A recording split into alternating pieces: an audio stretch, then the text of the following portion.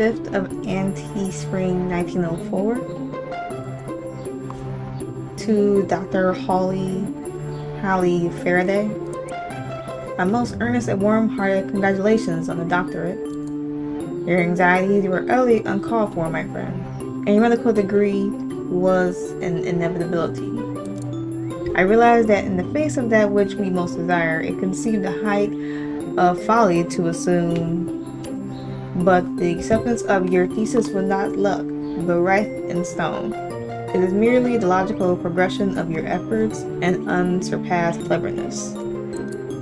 What a bold thing you've done, submitting that early draft of your thesis to me, out of the blue, with what I cannot characterize other than to call it a demand. Before that day, I had not heard of the name Faraday, and it is with the same strange sense of faith that I assume I shall not be forgetting it anytime soon. Okay. I feared that my previous paragraph might come across as something of a complaint, some sort of backhanded bit of unpleasant pleasantry. 1,000 apologies. It is hard to comment on a temperament that breaks with the social norms without sarcasm seeming to enter the mix. Alright. But your correspondence is frank, consistent, and always amusing. What seemed a novel turn of arrogance was proved to be warranted self-confidence as soon as I read your writing. This is all to say that I regard you with the highest esteem, and want to assure you the name of Faraday rising in the academic world is a singular turn of good fortune, the academic establishment at large. And to that end, I write to inform you that I have submitted that most esteemed of names to my superiors. Between my students and my own external research, I will require rather a lot of assistance, and have requested that the office indulge me with an assistant professor. You will no doubt be getting an offer after offer for employment, but it is my sincerest hope that you might consider coming to work in my department of the University of Anatich. Yeah, we'll just go Anatich. Its reputation is no doubt known to you, and even if the department is not to your liking, after some 3 or 4 years here, you will be able to take your pick of recommendations as you continued in your career. Write to me when you can, and if the idea of joining is abhorrent, I shall wipe the idea from my mind and never again mention it. But if it is pleasing to you, then I shall update you on the progress and assist you in beginning your application. I remain, as always, very truly yours, Harold Lukow, MD, DCL, LLD, HRF, Professor of Cerebral Biology. That was a mouthful. Reading, you can click the stamps to drag letters right and left. This allows you to experience 2 different times. Letter as it is being written, and letter as it is being read. Use your mouse wheel or the page up button on the keyboard to scroll back and reread a letter or a passage from a new perspective.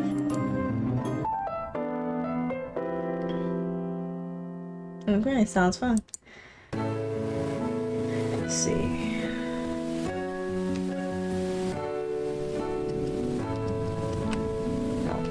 There we go. Better. Okay. The 9th of Anti-Spring 1904. My dear Professor Ludokow, I only just received your letter and am responding as rapidly as I possibly can. I'm only making part for as long as it takes to reply. You click these at the top. Okay.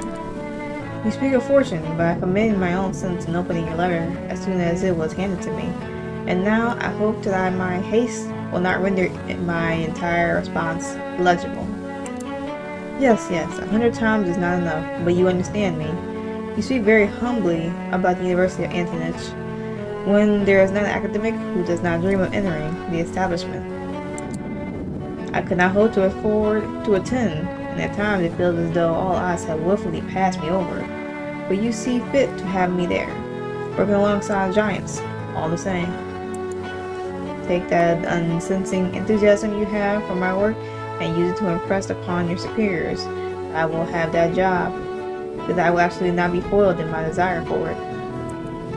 It was a kindness of you to assist me with my thesis, and I will demand that kindness once more.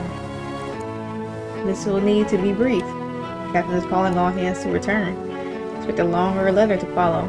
I'll write one on the ship. Know that I consider you to be, and hope that you see in turn as your friend, Hawley Faraday, MD. Okay, I was about to say MD, DCE, LRF, Professor of something, something, something.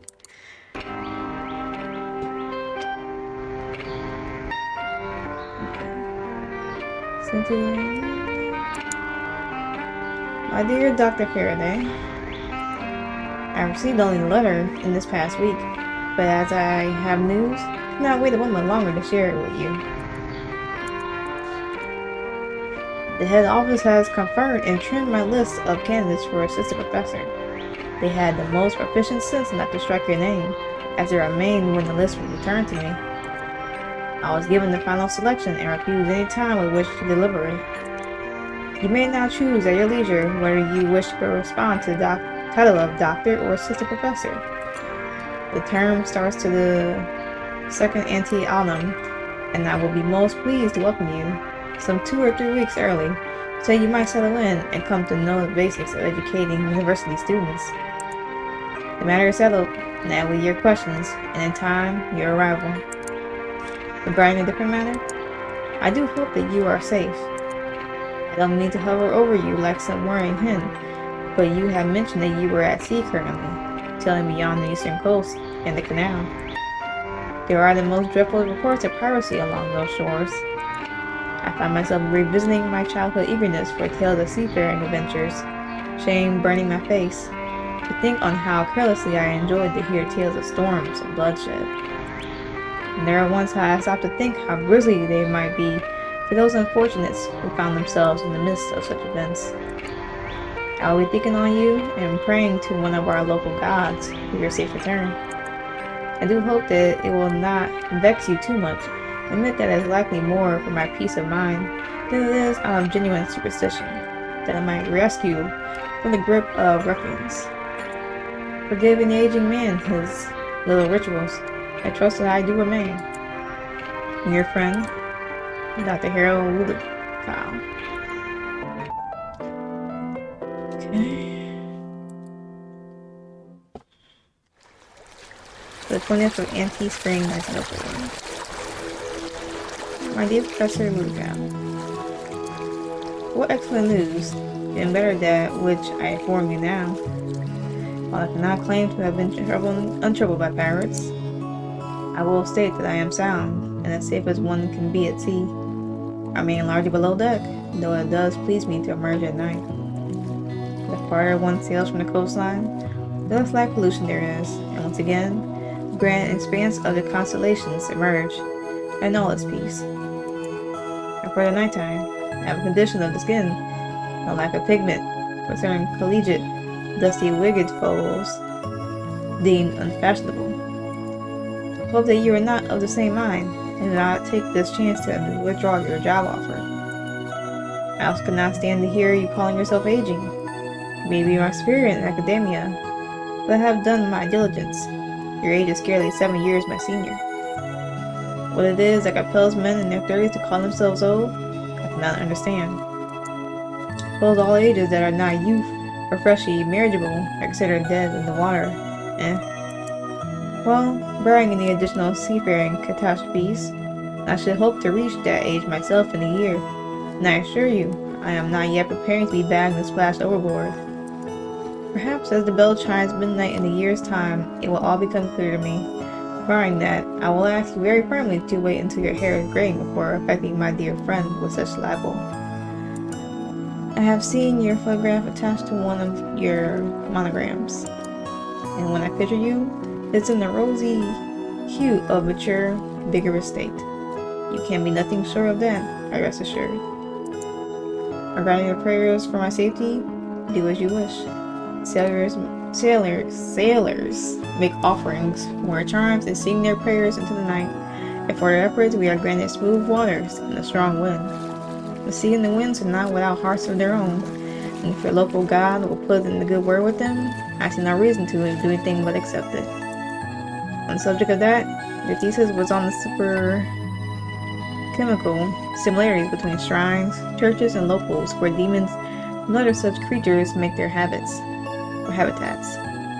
Their pre-superstition that demons and gods belong in a similar class of creature is not a new one, but I was impressed by the rigorous of your data collection, and especially the section which democrated locals where catalysms or unsavory acts had occurred. You did not draw the conclusion yourself, but I cannot imagine that it hadn't been at least noteworthy to you.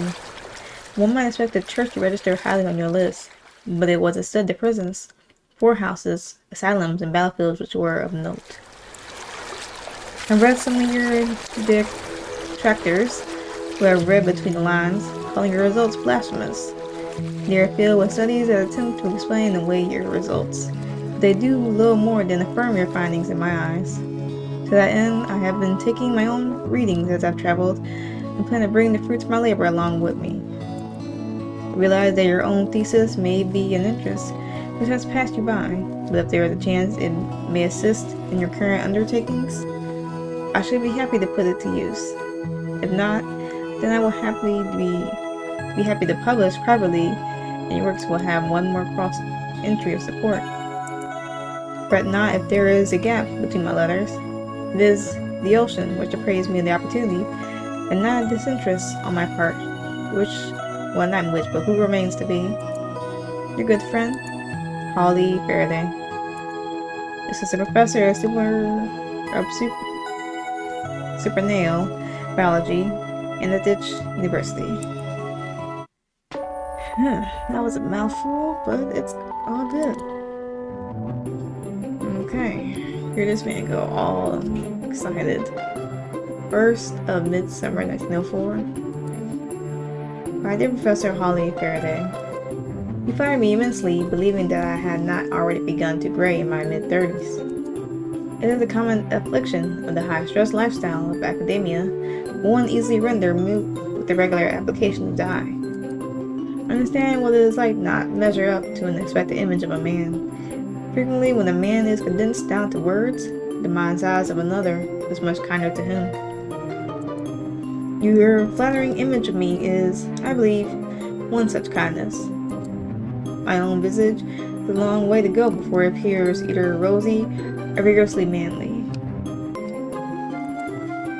Had we met on the street, I would like to think that I would have been taken aback by your brilliant mind. But being the fallible humans we are, it is very likely that some bias would have prevented the growth of our blossoming friendship or our joint studies. And to that end, I will welcome any readings you might bring with you. We have seized upon the foundation of my latest work, and though I dare not write about it in these early stages, my current results appear most promising indeed. While you have been taking these notes and measuring the chemical levels, have you run into any supernatural creatures? Were I a betting man?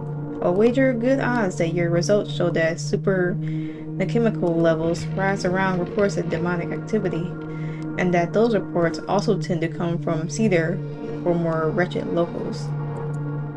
In H&H, we are naturally aware of their existence, but they are, as a rule, covered up or destroyed as promptly as possible. Whatever gods may exist have but good sense to keep themselves hidden. For if their visages are half as gruesome as those of the demons we can find, I assume that all worship will promptly cease. Of course, these little thoughts of mine are more of the same blasphemies with which the churches have taken such deep issue. I ask that you keep these bits of conjunction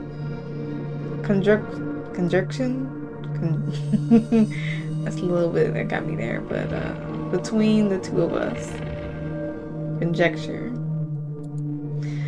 I think, operating under the assumption that the difference between demon and God is not one of kindness, worthiness, or love towards humanity as a whole, but instead merely one of size. I am certain that several worshippers of polytheistic religions across the globe will be in agreement with me, and it is not unacceptable and acceptable theory to teach here at the university. But outside institutional walls, the Church of Unitarians followers disagree so vehemently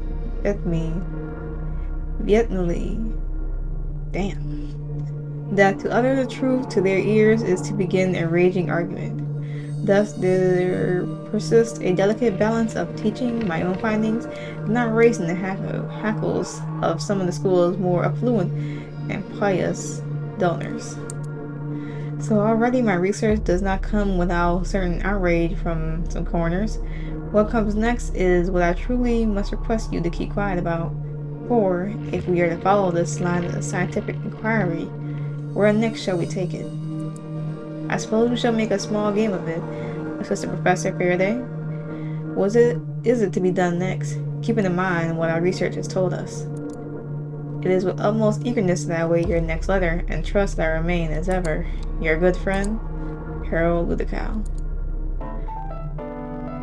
Some numbers were a mouthful, but that's quite alright.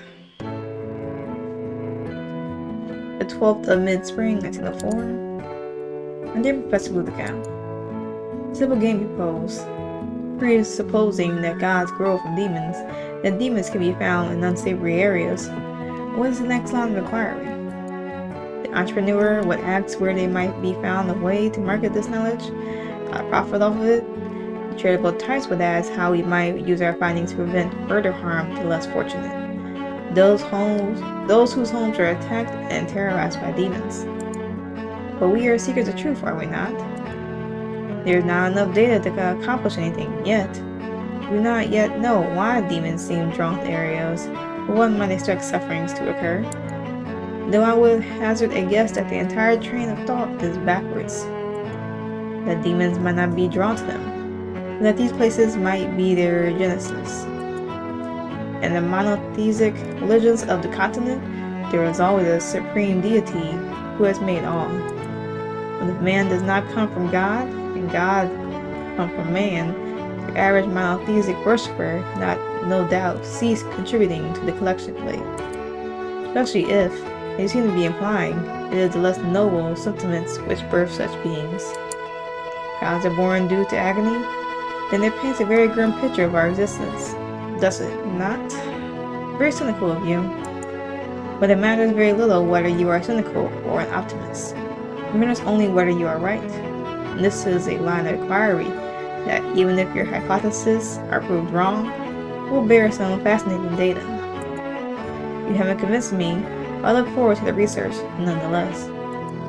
Your good friend, Hawley Faraday.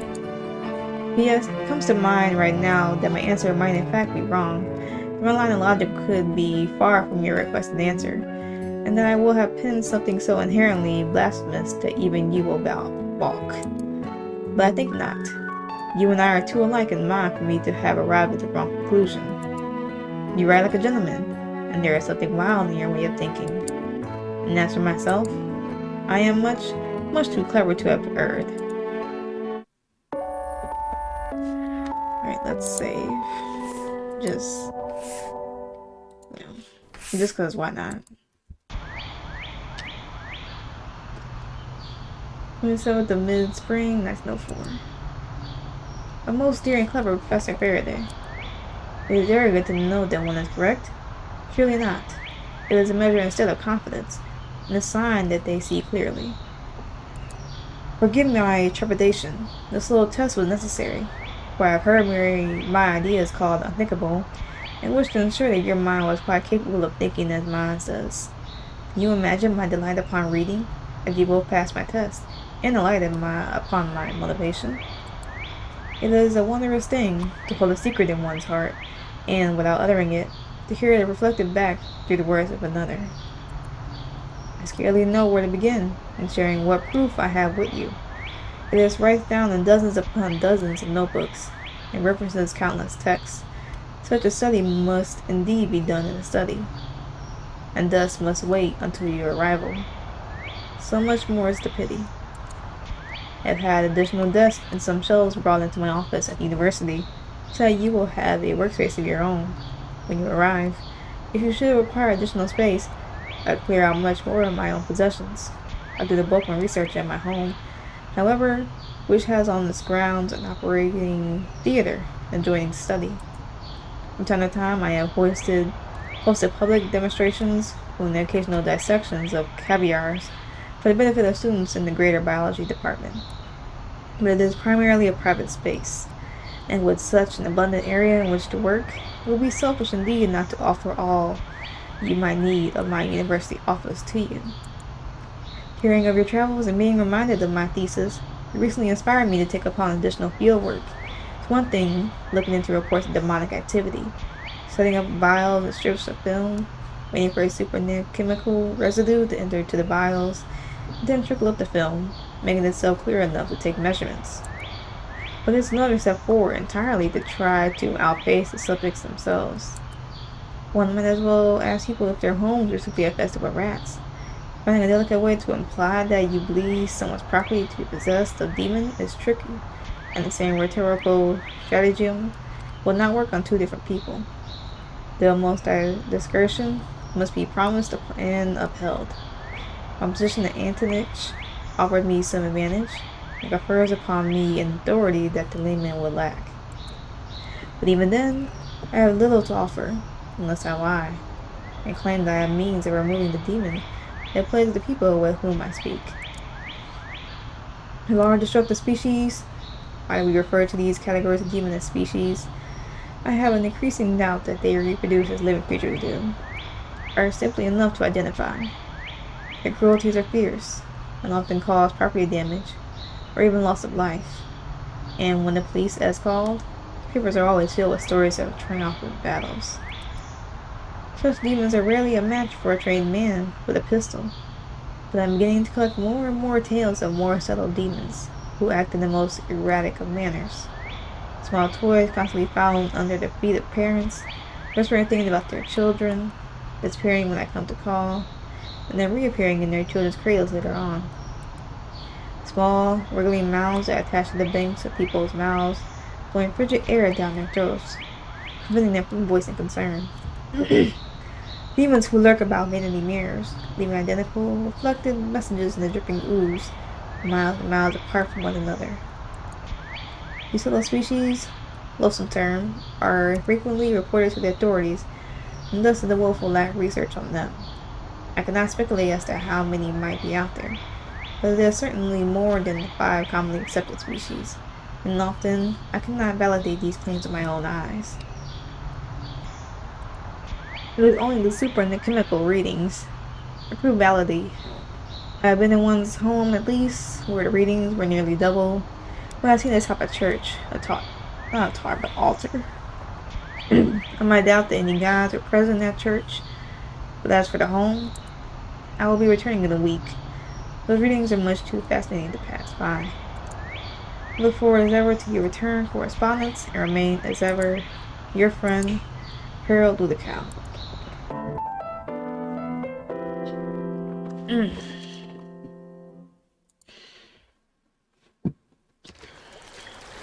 The 5th of post-spring 1904.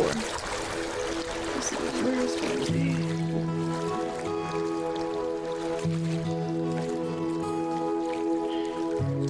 My good Harold the Cow.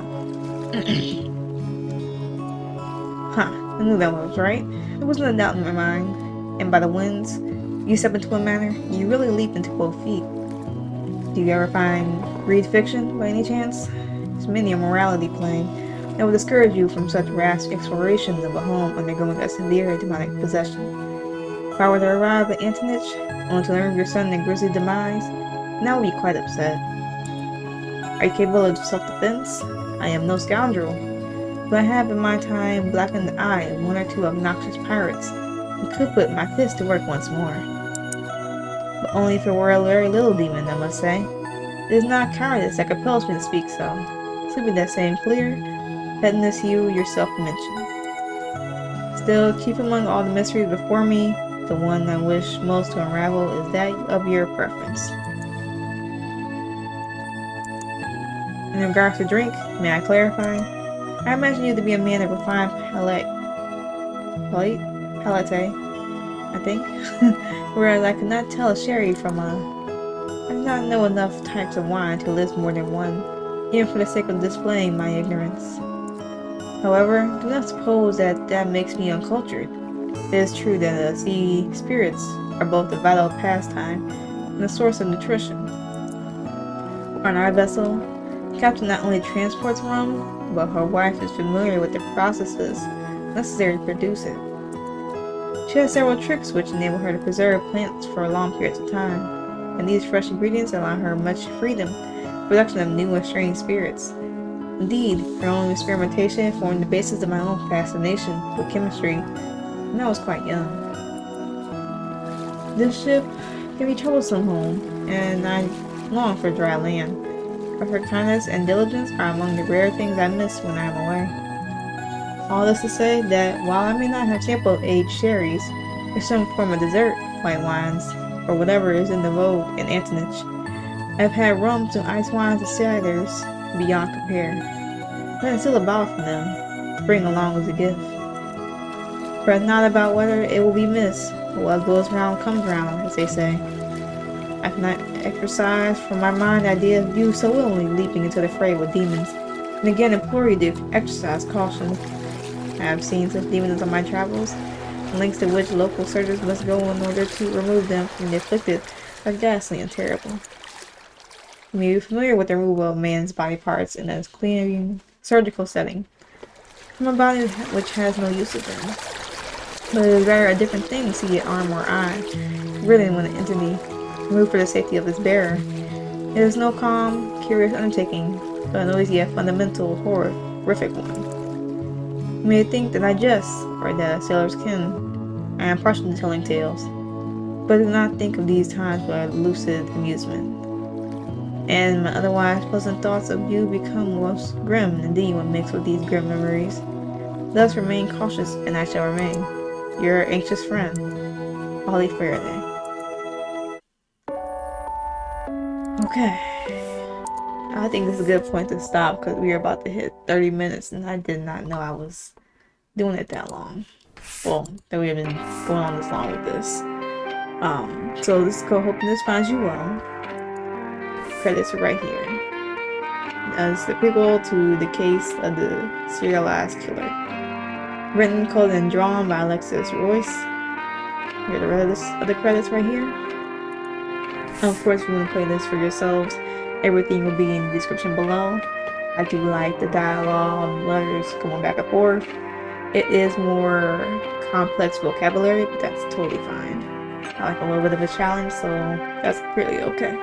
But yeah, I'll leave it here if y'all want to play this for yourselves. Of course, you know, like I already said, description below, and that's where everything will be.